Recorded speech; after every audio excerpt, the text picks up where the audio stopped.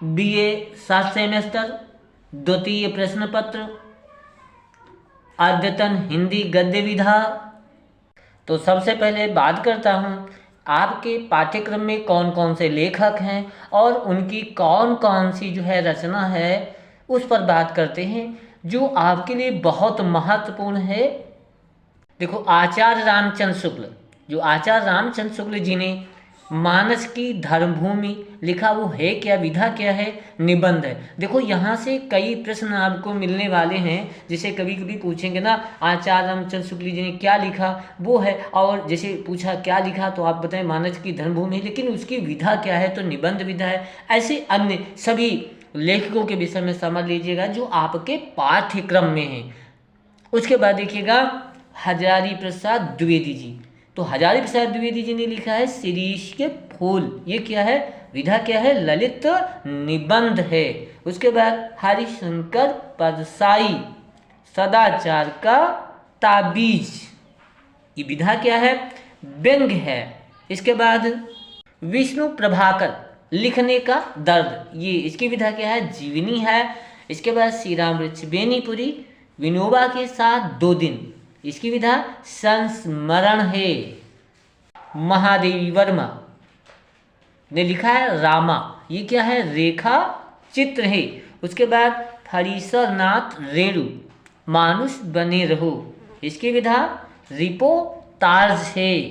इसके बाद में ओम प्रकाश वाल्मीकि, इसकी विधा क्या है, पहले तो जो लिखा है, क्या लिखा है, जूठन लिखा है, विधा आत्म कथ्यांश है। इसके बाद हम बात करते हैं आपके जो पाठ्यक्रम में आए हुई जो विधाएं हैं उसके बारे में बात करते हैं। सभी का सारांश मैं सुना रहा हूँ, आप जो परीक्षा के लिए अति महत्वपूर्ण है। यदि आपने पूरा इस वीडियो को सुन लिया तो इसमें आपका बहुत कल्याण होने वाला है। तो सबसे पहले सुनिएगा, मानस की धर्मभूमि, ये है क्या, निबंध है। विधा कौन सी है, निबंध है। किसने लिखा है, आचार्य रामचंद्र शुक्ल जी ने लिखा है। तो भैया इसको सुनिएगा। देखो, मानस की धर्मभूमि निबंध चिंतामणि भाग 1 में संकलित है। तो पूछा भी जा सकता है ये किस भाग में संकलित है। तो इसके बाद चिंतामणि प्रथम भाग में कुल 17 निबंध संकलित हैं, जिनमें से आरंभ के 10 निबंध तो भावों पर केंद्रित हैं, जिन्हें मनोविकार संबंधी निबंध कहा गया। 11वां निबंध कविता का स्वरूप समझाने के लिए है। काव्य में लोक मंगल की स्थिति के साथ रस के साधारणीकरण और रसात्मक बोध के विविध रूप को समझाने वाले निबंध सैद्धांतिक समीक्षा के हैं। और देखो, शेष 3 निबंध हैं जिनमें मानस की धर्मभूमि भी सम्मिलित है, व्यवहारिक समालोचना के अंतर्गत रखे जाएंगे।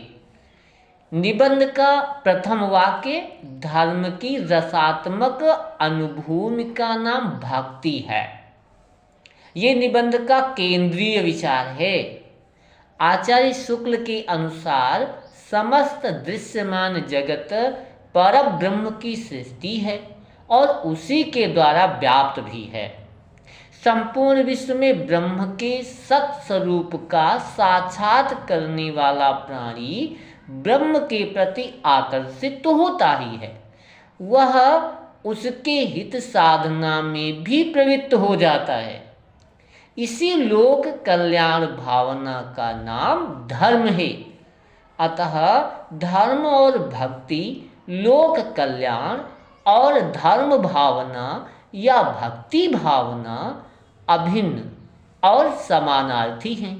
शुक्ल जी का मत है कि श्री राम की भक्ति धर्माचरण की अतिरिक्त कुछ नहीं है और राम का सेवक होने के लिए लोक का सेवक होना अनिवार्य है। तुलसीदास ने मानस में धर्म की इसी स्वरूप की प्रतिष्ठा की है।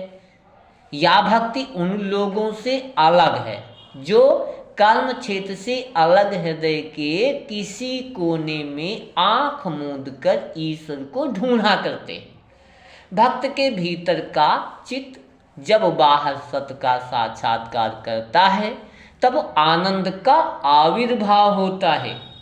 इस साधना से भक्त क्रमशः भगवान के निकट हो जाता है।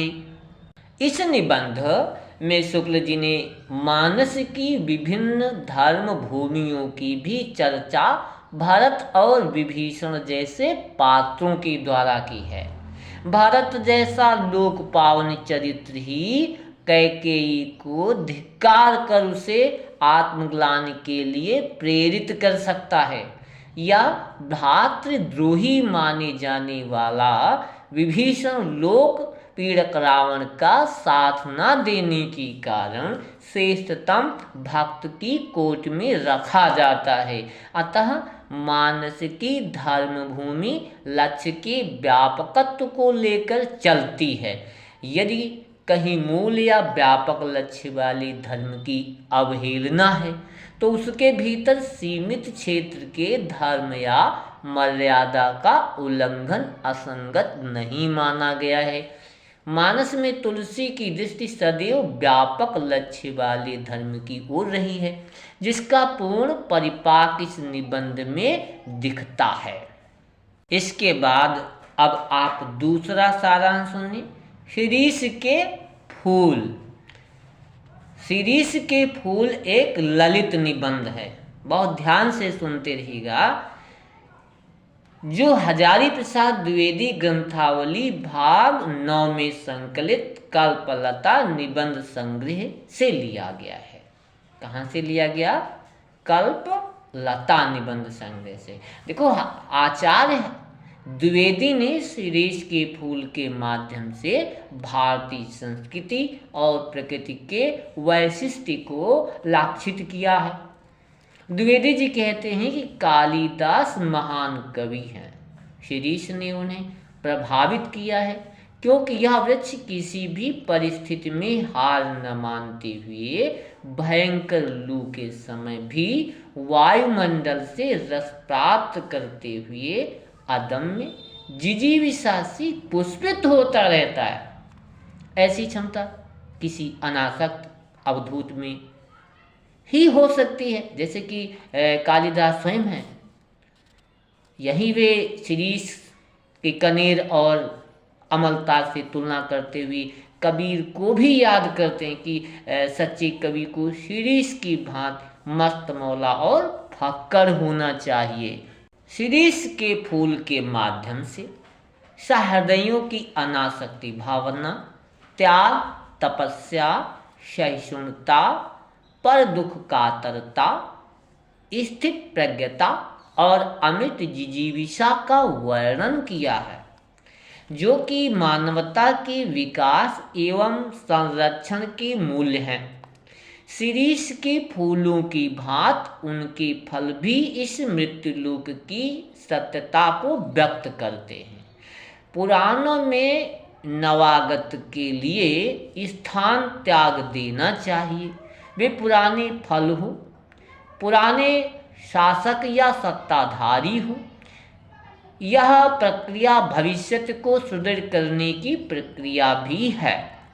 निबंध के अंत में गांधी जी की तुलना शिरीष से करते हुए द्विवेदी जी उसे व्यापक औदात्य प्रदान करते हैं। वे शिरीष की उपेक्षा से दुखी हैं, किंतु सहृदयों पर उसके प्रभाव से आह्लादित भी हैं। इसके बाद अगला सारांश सुने, सदाचार का ताबीज। इसके विषय में देखो, ये रचना किसकी है, यानी ये लिखा किसका है? हरिशंकर परसाई जी का। और ये है क्या? व्यंग्य है। चलो शुरुआत करते सारांश की, सुनिएगा। परसाई जी की यह व्यंग्य रचना परसाई ग्रंथावली भाग 1 में संकलित है। लेखक ने अत्यंत रोचक कहानी के माध्यम से भ्रष्टाचार की समस्या के मूल कारण की ओर इंगित किया है। उनके अनुसार जब तक व्यक्ति को उसका प्राप्य प्राप्त नहीं होगा, वह भ्रष्टाचार में लिप्त रहेगा। उन्होंने समाज में व्याप्त भ्रष्टाचार के कारणों को रेखांकित करते हुए लिखा कि जब तक सभी व्यक्तियों की मूलभूत आवश्यकताओं की पूर्ति नहीं होगी, सभी कर्मचारियों को उनके कार्य के अनुसार वेतन प्राप्त नहीं होगा, भ्रष्टाचार रूपी वृक्ष की जड़ें गहरी फैलती ही रहेंगी। परसाई जी के अनुसार केवल भाषण, नैतिक स्लोगनों, वाद विवाद, प्रशासनिक कार्यवाहियों का दंड आदि से भ्रष्टाचार समाप्त नहीं होगा, बल्कि उसके लिए नैतिक दृढ़ता प्रथम आधार है। भ्रष्टाचार को समाप्त करना किसी एक व्यक्ति नहीं बल्कि पूरे समाज की जिम्मेदारी है।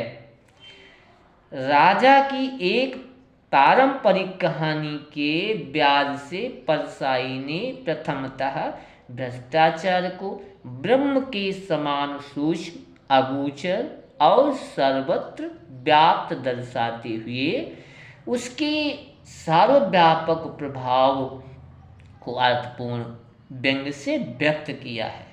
फिर भ्रष्टाचार को समाप्त करने के अनेक प्रयासों की चर्चा करते हुए उन्होंने इस तेजकट सत्य को उजागर किया कि भले ही व्यक्ति सदाचारी बनने की चेष्टा करता रहे, किंतु उसकी आवश्यकताएं उसे भ्रष्टाचार की राह पर ठेलने का प्रयास करती रहती हैं। अंत में जब राजा साधु से भ्रष्टाचार के कारण और उसके निदान का उपाय पूछते हैं, तो साधु भ्रष्टाचारी के मूल स्वभाव के लिए उसकी आत्मा की पुकार पर व्यंग करते हुए कहते हैं कि यदि इस आत्मा की पुकार में परिवर्तन कर दिया जाए तो व्यक्ति सदाचारी बन सकता है।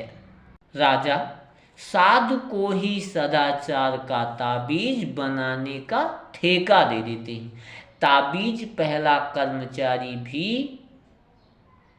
माह के अंत में राजा से पैसे ले लेता है। समाज की इस विसंगति को परसाई ने जिस तरह तीखी व्यंग्यात्मक शैली में प्रस्तुत किया, वो एक तरफ से देखा जाए तो समाजोन्मुख संवेदनशीलता को व्यक्त करता, वहीं दूसरी ओर विसंगतियों के दूर ना होने से उपजी छटपटाहट और कसमसाहट को भी दर्शाता है। हास्य और व्यंग्य के पुट से रचना बहुत ही मार्मिक बन पड़ी है। अब इसके बाद सुनिएगा लिखने का दर्द। जो लिखने का दर्द है वो आवारा मसीहा कृति दिशाहारा, दिशा की खोज और दिशांत नामक 3 पर्वों में विभक्त है।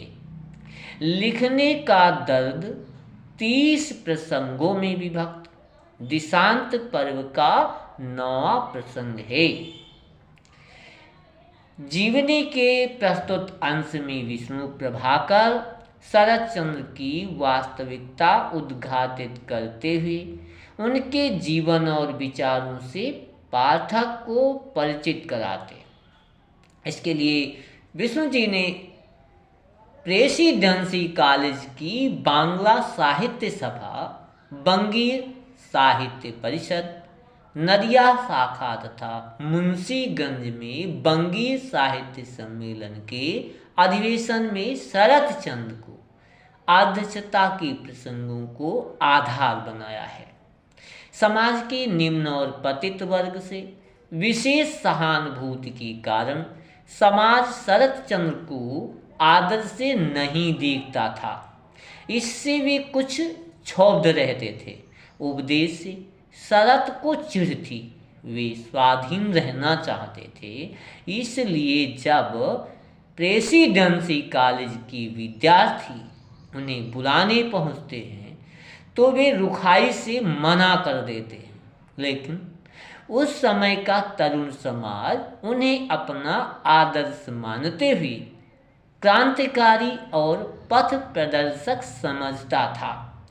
जब कलकत्ता विश्वविद्यालय द्वारा सर्वश्रेष्ठ पुरस्कार से शरत को सम्मानित किया जाता है या उनका नाम नोबेल पुरस्कार के लिए शामिल होता है, तो वे बड़े सहज भाव से उसे स्वीकार करते हैं। इन तमाम प्रसंगों को विष्णु प्रभाकर इतनी सजीवता, तन्मयता और सत्यनिष्ठता से प्रस्तुत करते हैं कि पूरा दृश्य आँखों के समक्ष सजीव हो उठता है। जीवनी के इस अंश में विष्णु प्रभाकर शरत चंद्र की आशु लेखक होने, उनके विनोदी स्वभाव, शास्त्रीय संगीत से अरुचि, अकारण झूठ बोलने की प्रवृत्ति और समाज की पतित वर्ग के प्रति संवेदना जनित सहानुभूति सभी का अपनी सहज और मार्मिक शैली में वर्णन करते हैं, जो पाठक को बरबस ही आकृष्ट कर लेता है। इसके बाद अब अगला सुनिएगा, विनोबा के साथ 2 दिन। ये संस्मरण है, किसके द्वारा लिखा हुआ है? रामवृक्ष बेनीपुरी जी के द्वारा। तो देखो, विनोबा के साथ 2 दिन रामवृक्ष बेनीपुरी द्वारा लिखित संस्मरण है, जो मील के पत्थर खंड में संकलित है और बेनीपुरी ग्रंथावली 5 से लिया गया है। संत विनोबा भावे जब अपने भूदानीय जी के लिए गांव-गांव भ्रमण करते हुए रामवृक्ष बेनीपुरी जी के क्षेत्र थाना कटरा पहुँचते हैं, तो बेनीपुरी जी उनकी पैदल यात्रा में उनके साथ ही रहते हैं।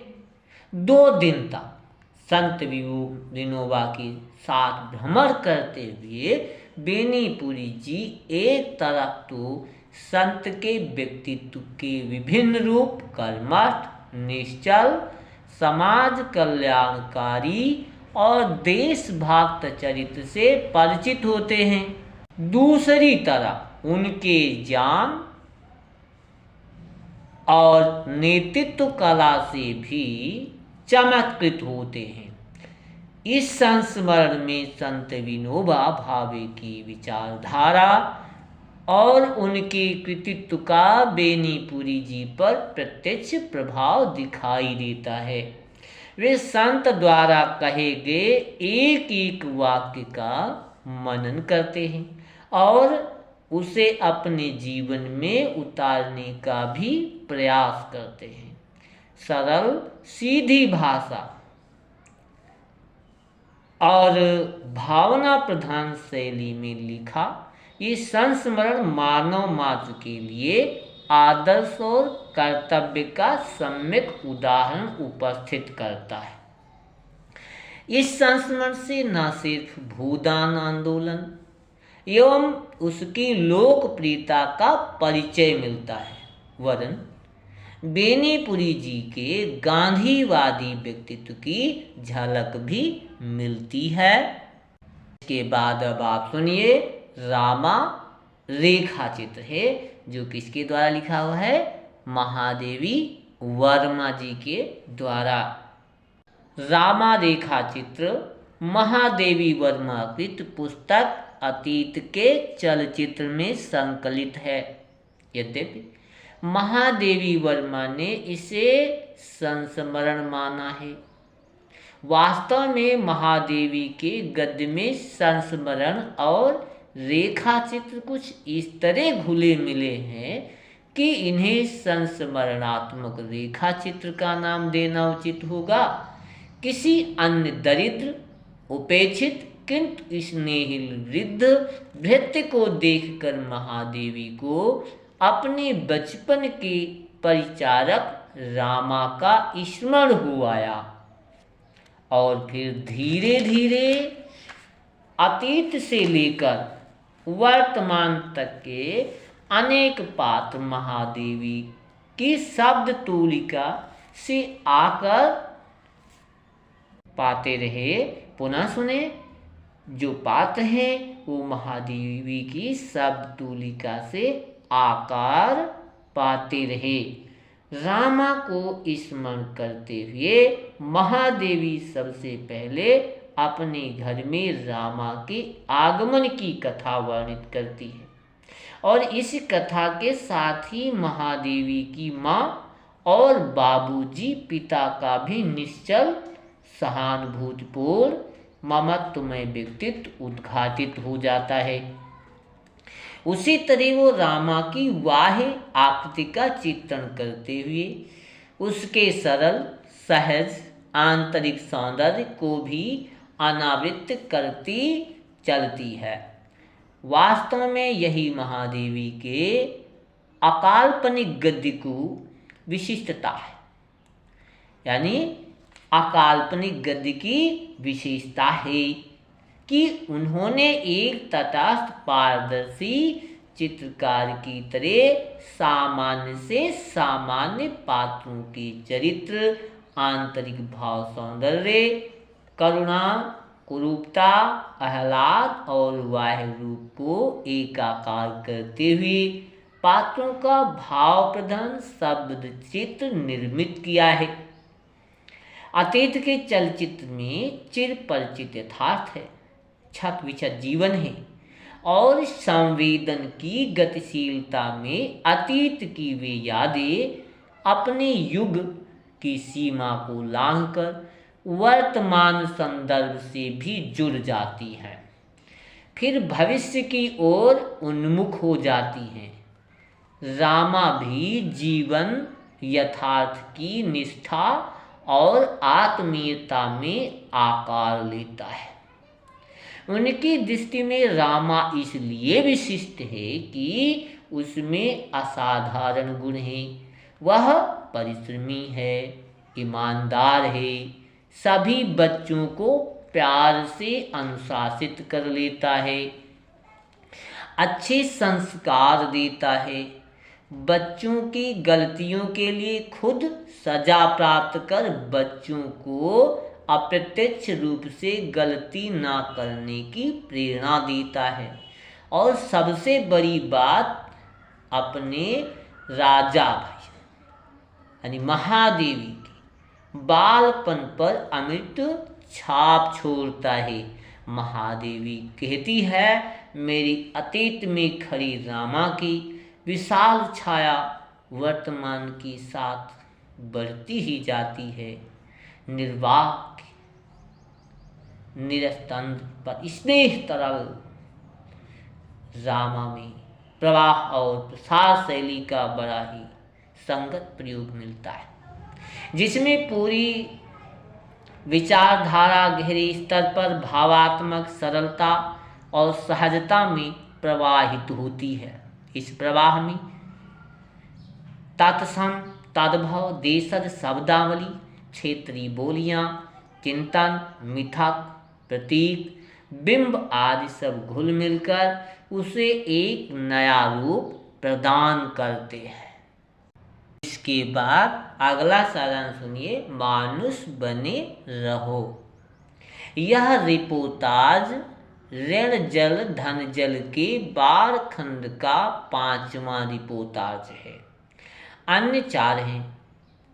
कुत्ते की आवाज, जो बोले सुनिहाल, पंछी की लाश और कलाकारों की रिलीफ पार्टी। बाढ़ के कारण चारों तरफ छाई तबाही, भूखमरी के आतंक ने मानवीय संवेदना को छिन्न भिन्न कर दिया है।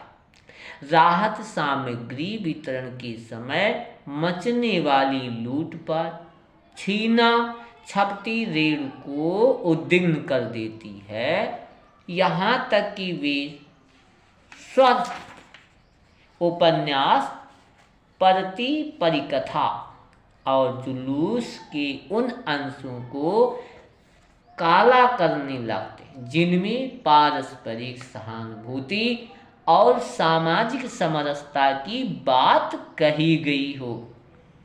रेणु के ठाकुर, उनका विवेक उन्हें सही समय पर सचेत कर यानी मानुष बने रहने की प्रेरणा देते हैं। जिसको अपने मान का होश हो वह ही मनुष्य है। रेणु प्रकारांतर से ऐसे लोगों की चर्चा करने से नहीं चूकते जो प्राकृतिक आपदा से पीड़ित लोगों का नाजायज फायदा उठाते हैं। बाढ़ की अतिशय भयावहता के बाद पटना शहर जिस तरह रोग ग्रसित हो रहा है, न सिर्फ बाह्य रोग वरन मनुष्य के अंदर छिपे रोग भी जैसे सर उठाते हैं, उसका वर्णन रेणु ने अत्यंत मार्मिकता से किया है। उनके लेखन में अपूर्व वर्णन शक्ति है और उतनी ही अद्भुत पर्यवेक्षण शक्ति भी। इस बाढ़ में रेणु कहीं बाहर नहीं जाते, किंतु बाढ़ के कारण दृष्टिगोचर हुए मनुष्यों पशु पक्षियों के साथ चलते चलते ही वे अपने भीतर ही कहीं गहरे उतरते जाते हैं। पूरे लेख में रेणु की उदासी और मानवीयता के प्रति चिंता की अंतर्धारा दिखती है, जिससे इसका प्रभाव तीव्र हो जाता है। अब अगला सारांश सुनिए। जूठन जो आत्मकथा है। पाठ्य पुस्तक में संकलित जूठन आत्मकथा का ये अंश जूठन के पहले खंड से लिया गया है। जूठन हिंदी आत्मकथाओं में सर्वाधिक चर्चित और पढ़ी जाने वाली आत्मकथा है। ओम प्रकाश वाल्मीकि ने जूठन के द्वारा हिंदी साहित्य में वैचारिकी का एक नया धरातल तैयार किया, जो परंपरावादी और शुचितावादी मनोवृत्ति से बिल्कुल अलग अनुभवस्यूत था, जिससे गुजरना वस्तुतः उस समाज से गुजरना है जहाँ घृणा भरी है, जहाँ शोषण नैतिक है, दमन और असमानता स्वीकृत है तथा अत्याचार का अंतहीन सिलसिला है। जूठन में वर्ण व्यवस्था से उपजी भयानक चीखें है जो अंतर्मन को झिझोर कर रख देती है। जूठन को लिखते समय वाल्मीकि जी ने पुनः उन दर्दों को जिया जो उन्हें पल प्रतिपल भोगने पड़े थे। वे आत्मकथा के शुरू में ही लिखते हैं कि इन अनुभवों को लिखने में कई प्रकार के खतरे थे। एक लंबी जद्दोजहद के बाद मैंने सिलसिलेवार लिखना शुरू किया। तमाम कष्टों, यातनाओं, उपेक्षाओं, प्रताड़नाओं को एक बार फिर जीना पड़ा। उस दौरान गहरी मानसिक यंत्रणाएं मैंने भोगी। स्वयं को परत दर परत उधेड़ते हुए कई बार लगा, कितना दुखदाई है ये सच। कुछ लोगों को यह अविश्वसनीय और अंतर्जनापूर्ण लगता है। संकलित अंश में वाल्मीकि जी व्यवस्था की असमानता और जातिगत दंश को अभिव्यक्त करते हैं। देहरादून के डीएवी कॉलेज से इंटर की परीक्षा उत्तीर्ण करने के समय आने वाली कठिनाइयों की चर्चा करने के साथ ही वाल्मीकि जी ने तत्कालीन साहित्य एवं राजनीतिक गतिविधियों की भी चर्चा की। उसी समय उनका परिचय डॉक्टर अंबेडकर से एक पुस्तक के माध्यम से हुआ। पहली पुस्तक पढ़ने के बाद ही वे डॉक्टर अंबेडकर से इतने प्रभावित हुए कि उन्होंने कॉलेज के पुस्तकालय में डॉक्टर अंबेडकर पर उपलब्ध सभी पुस्तकें पढ़ लीं। इन पुस्तकों के अध्ययन से वाल्मीकि जी के भीतर एक प्रवाहमयी चेतना जागृत हो उठी। वो वाल्मीकि जी के जीवन की एक महत्वपूर्ण घटना थी जिसने उनके व्यक्तित्व को पूर्णतः बदल दिया और हिंदी साहित्य को साहित्यकार ओम प्रकाश वाल्मीकि प्राप्त हुआ।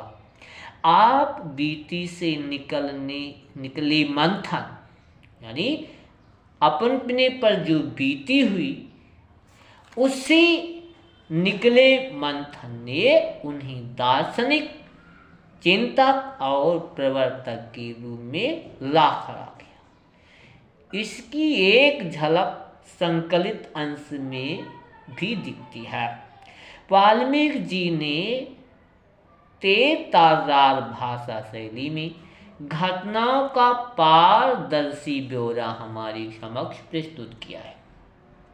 भाषा में कहीं दुरूहता नहीं है, लेकिन वर्ग विशेष में बोले जाने वाले शब्दों, मुहावरों, यहाँ तक कि अशिष्ट या देश समझने वाले शब्दों का भरपूर प्रयोग वाल्मीकि जी की अपनी भाषागत विशिष्टता है, जो संभवतः कथ्य की सत्यता को उद्घाटित करने के लिए अनिवार्य भी है। जूठन के कई अंश लाक्षणिक समास शैली में है जो जाति दंश को और उभार देते हैं। सारांश की बात अब यहीं पर पूरी होती है। अगर आप इन सभी सारांशों को और उनकी विधा को और उनके लेखकों को और में आई हुई विशेष बातों को स्मरण कर लेते हैं तो परीक्षा में अवश्य आपको लाभ होगा। शेष अगले वीडियो में